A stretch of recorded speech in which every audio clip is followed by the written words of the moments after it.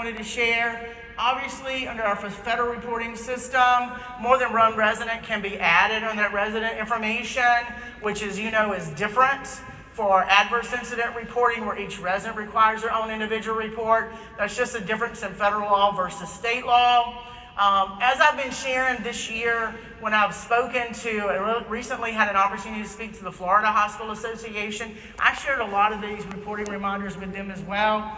So from a standpoint of make sure you submit your reports, you portray that whole picture. The more information you get to us, the less questions my team has from a clinical perspective, and the less amount of time back and forth with you. So what did the facility do immediately to stop the issue? So what measures did you immediately put in place? Make sure you do a full investigation showing your facility thoroughly investigated it. That's where facilities get hung up all the time. They'll open the door and take one step in, but they won't go all the way in when they do their investigations.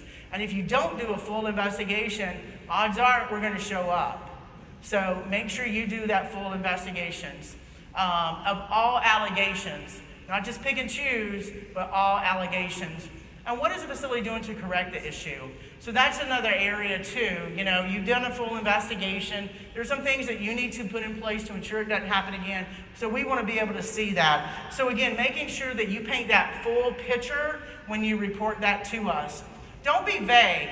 Never be vague in any of these reports you send to us. I know people are nervous about reporting to the agency, but hopefully I've eased your concerns about we do not run out and investigate every single thing that's reported to us.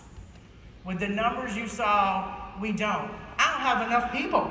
I don't nearly have that many people to do that. So we don't, but don't be vague. A lot of this falls to you. Be very clear with us. Don't hold back. Be very clear. And one of the things I want to point out that our team wanted me to mention to you, some facilities report that they, remove staff. They did remove staff, made staff reassignments, I'll say. But we need to know, obviously, as you know, in a nursing home, obviously abuse and neglect are very, very critical to us. So we need to know if that staff still have access to any residents. So as you know, if there's an allegation of, you need to remove that staff member from having any contact with any resident within your facility. And that goes really for all of our federal programs, but more importantly, I wanted to make sure you understood that with our nursing homes, how important that is from a facility reported incident standpoint. One other thing for state adverse incidents, our team really wanted me to make sure that you understand the definition of adverse incident must be met, not just the outcome occurring. So always go back to the language in the statute that defines, under Chapter 400, Part 2, that defines adverse incident. When you call our offices and talk to our risk management adverse incident team, they're not going to tell you, oh yeah, you better report that. They're going to say, well, let's look at the statute. What does the requirement say? And really go through that. And over the years, we have really, I think, done a great job in our state as it relates to these incidents. And that you guys are really doing your job to do a thorough investigation. I think over time, there's been a lot of clarification, and we've worked with the association to get that clarification out. So hopefully over those years, that's been very helpful. But just wanted to share a few reminders. Now, if you need help, and I do think, I do want to thank a lot of you in here who helped us as we transitioned from FedRep, which is our federal reporting system, into AIRS. A lot of you helped us with that transition. There were some bumps along the way, but we made it. We made it through.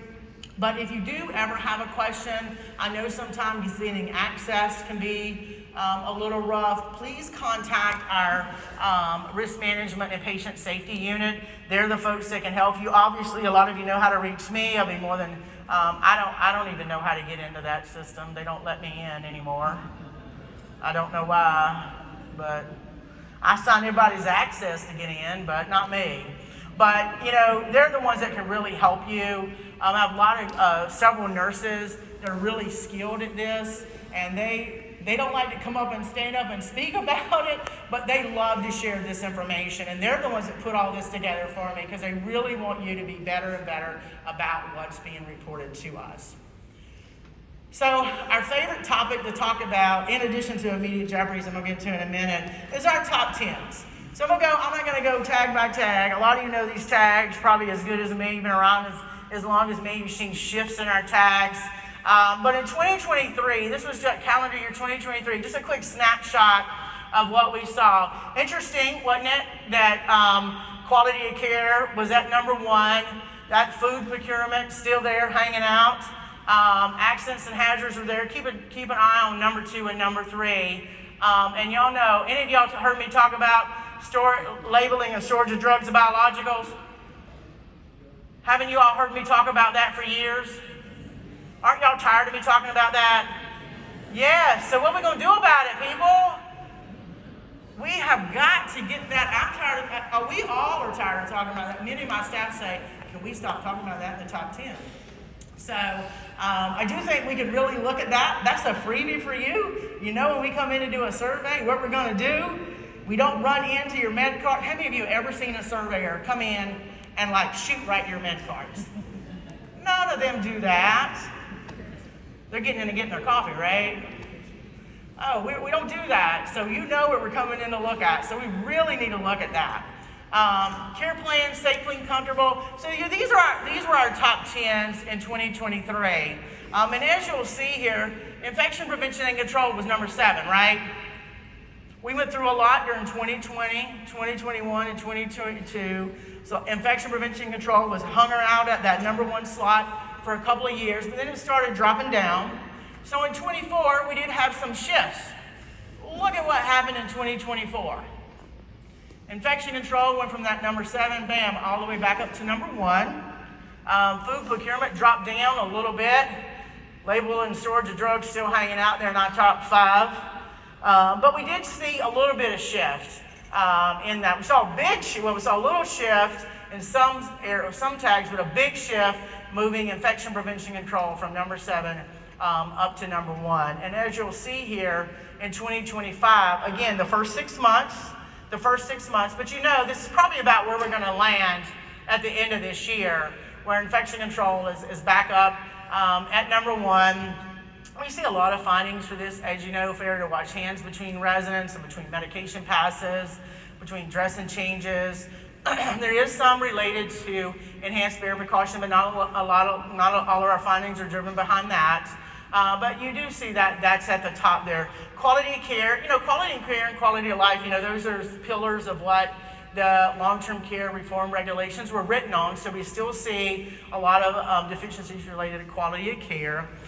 In addition to developing those, individualized plans of care. And I heard that a lot yesterday, is working on that person-centered. So I'm excited to see next year when we have these conversations where we are with develop and implement plans of care, those individualized plans of care. So hopefully some of these conversations will lead to some improvements. Storage of drugs and labels, that's I can't even say anything more about it. But what's interesting, the first 6 months of this year, look where food procurement is. And a lot of you know, food procurement and serve under standard care conditions was always either number 1 and number 2 for us in our state, in our region, in our nation for a number of years. So that has drastically dropped down a little bit too, considering historically where it used to be. So